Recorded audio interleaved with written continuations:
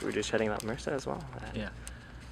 Yeah, so a couple of years ago, maybe 6 or 7 years ago, my stepsister got MRSA, and she was living in DC,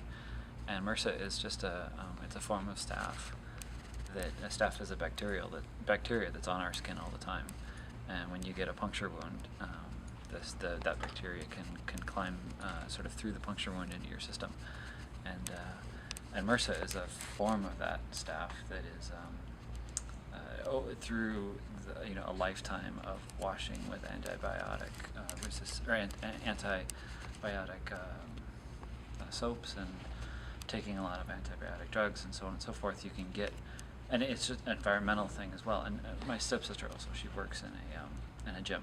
so she's around a lot of people, and she's specifically around a lot of sweaty people in a very sort of sweaty environment. And so she ended up in a hospital for 3 weeks, I think, 4 weeks, and she was in the sort of zone of the hospital that you're not allowed in or out of without a whole lot of controls, because the issue is that if that staph outbreak that she has gets out and gets into the rest of the population, they all get really sick, and it turns into a real big outbreak.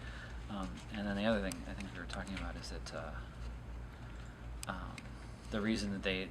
keep her in this controlled environment is that you need to really manage the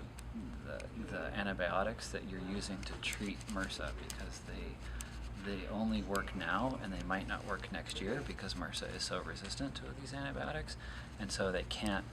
let any trace of that antibiotic get out into the rest of the population. They have to use it just to kill that version of MRSA, and they make sure they kill it perfectly,